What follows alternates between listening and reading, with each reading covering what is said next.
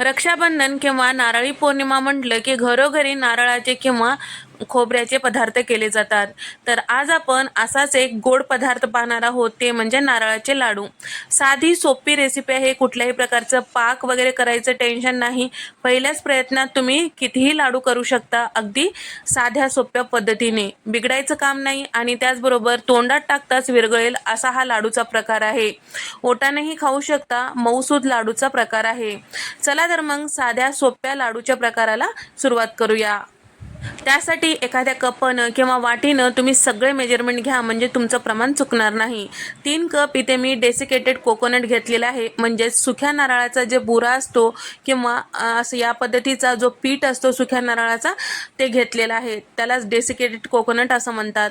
3 cup घेतलेला आहे। आता कढईमध्ये टाकून घेतलेला आहे आणि त्याचबरोबर पोहे खायच्या चमच्याने 5 चमचे इथे मी तूप टाकून घेतलेलं आहे। तुपामध्ये हे डेसिकेटेड कोकोनट छान असं भाजून घ्यायचं। रंग चेंज होऊ द्यायचं नाही, हलकं रंग चेंज झालं तर काही हरकत नाही, फार लाल भाजायचं नाही, नाहीतर लाडूचा कलर बिघडू शकतो। तर या ठिकाणी साधारण 2 मिनिटं भाजून घेतल्यानंतर त्याच कपाने 1 कप इथे मी दूध टाकून घेतलेलं आहे। या ठिकाणी तुम्ही साय सुद्धा वापरू शकता तुमच्या आवडीनुसार। आता हे जे दूध आहे व्यवस्थित यामध्ये मिक्स करून घ्यायचं। या ठिकाणी सगळं मिक्स झालं की यामध्ये टाकायचं आहे साखर। तर मी इथे 3 कप इतकं डेसिकेटेड कोकोनट घेतलेलं होतं, त्याच कपाने 2 कप साखर घेतलेलं आहे। लाडूला छान खमंग स्वाद येण्यासाठी दूध पावडर अर्धा कप इतकं टाकून घेतलेलं आहे। या ठिकाणी दुधावरची साय सुद्धा टाकून घेऊ शकता, पण दुधावरची साय टाकत असाल तर दुधाचं प्रमाण सुरुवातीला टाकलेलं थोडंसं कमी करायचं। तर या ठिकाणी आता हे सगळं छान व्यवस्थित मिक्स केलेलं आहे। आता जसजसं हे साखर वितळेल तसतसं हे मिश्रण थोडंसं सैलसर झाल्यासारखं वाटतो, काही भिण्याचं कारण नाही। आपण थोडंसं परतून घ्यायचं। परतून घेतलं की याला छान असं घट्टपणा येतो, दाटसरपणा येतो। थोडंसं या कढईपासून वेगळं होत चाललेलं की आपल्याला समजायचं की आपलं मिश्रण छान असं लाडूसाठी सेट व्हायला तयार झालेलं आहे। ताटामध्ये काढून बघायचं, या पद्धतीचा गोळा असा तयार झालं की मिश्रणाचं त्यामध्ये चमचा रोवून पाहायचं की चमचा बाजूला पडत नाही का। चमचा बाजूला पडत नाही याचा अर्थ आपलं मिश्रण छान असं घट्ट तयार झालेलं आहे, लाडूसाठी परफेक्ट आहे। ताटामध्ये काढून घेतलेलं मिश्रण सुद्धा छान गोळी बनत आहे। थंड झाले की समजते, गरम असले की ते पातळच वाटते। तर या ठिकाणी आता इथे मिश्रण तयार झालेलं आहे। थंड करायला आता फॅन खाली ठेवूया। पूर्णपणे थंड झालं की आपल्याला हे लाडू बांधायचे आहेत। तर थोडंसं गरम असते वेळेस तुम्ही लाडू बांधायचा प्रयत्न केला तर ते बसके लाडू होतात। पूर्णपणे थंड होऊ द्या, काही हरकत नाही।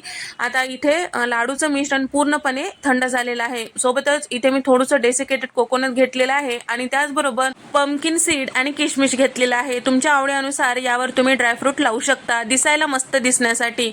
अगदी स्वीट होममध्ये ज्या पद्धतीचं हे लाडू दिसतात त्याच पद्धतीचं दिसण्यासाठी इथे मी या पद्धतीने वरतून लावून घेतलेलं आहे।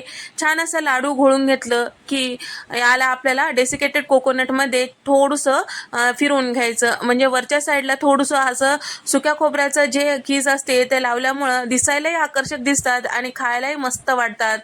तर आधी म्हणतात ना, डोळ्याने पाहून मग तोंडाने खातात, त्याच पद्धतीने आपलं हे छान असं याला सजवलं गेलं पाहिजे, तरच मग खायलाही मस्त होते आणि दिसायलाही मस्त दिसते।